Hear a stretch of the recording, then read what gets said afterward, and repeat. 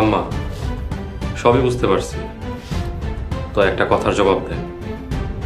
আপনারা কি পর্দার ওই পাশে দাঁড়ায় গোপনে আমাদের কথা শুনতেছিলেন?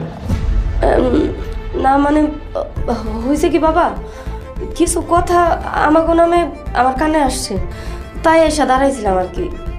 আমি বুঝতে পারছি আপনাদের মধ্যে ঘাপলা আছে। কি কইতাছো বাবা, কিসের ঘাপলা?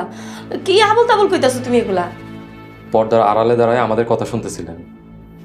এই ধরনের ষড়যন্ত্রের অভিযোগ মায়া মরিয়ম দুজনেই করছে। আপনি কি কইতে চান? মায়া মরিয়ম ওরা মিথ্যা অভিযোগ করছে, মিথ্যা ষড়যন্ত্রের অভিযোগ করছে, এটা কইতে চান? আম্মা, মরিয়ম তো আপনার আপন ছোট ভাইয়ের মেয়ে, সেও কি মিথ্যা কথা কইতেছে? আল্লাহর কসম করে কইতেছি, আমি মিথ্যা কথা কইতেছি না। মায়াও মিথ্যা কথা কয়নি। ফুপুর কথা শুই না আমি মায়ের বিরুদ্ধে ষড়যন্ত্র করছি, মায়ের বিনা দোষে এই বাড়ি ছাড়া করছি। মায়া নির্দোষ। এইসব কি আম্মা? আম্মা, মায়ার মামা মামি আপনার বিরুদ্ধে অনেক কথা বলছে, আমি কিচ্ছু বিশ্বাস করি নাই, কিন্তু এখন আমি সব বুঝতে পারছি।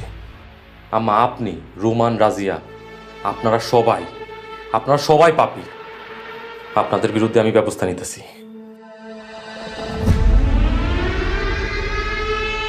রুমান, তোর কত বড় সাহস, তুই আমার গলায় চুরি ধরছস? বেঈমান, তোদের জন্য আমি কি করি নাই, আজকে আমার এই দৃশ্য দেখতে হইল।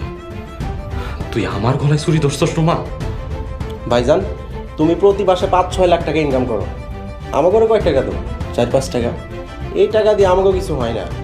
তুমি যদি লিখিত দেও আমার মাসে 1 লাখ টাকা করে দিবা, তাহলে তুমি জানে বাঁচবা। আমারও 1 লাখ টাকা দিতে হইব। আমার আপাতত 50 দিলেই চলবে। ফুপু, আমি তোমার পায়ে পড়ি, তুমি জামালের কোনো ক্ষতি করো না। জামালের তুমি ছাইরা দাও ফুপু। চুপ থাক হারামজাদি। তোরে জামালের লগে কেন বিয়া দিছিলাম? তোরে জামালের লগে বিয়া দিছিলাম এই শর্তে যে তুই আমাকে লগে মিলা জামালরে বিষ দিবি, আর তুই আমাকে একটা কথাও শুনস নাই। রাজিয়া, আম্মা, যা একটা রশি নিয়ে আইন না জামাল রে আর মরিয়ম রে বন্ধ হইব। যা এখনই আনতাছি।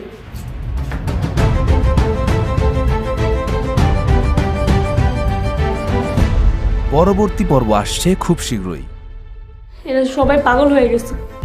এখন 10 টাকার যোগ্যতা নাই, লাখ টাকা চেয়ে বসে আছে। জীবনের আর কিছু থাকে কও?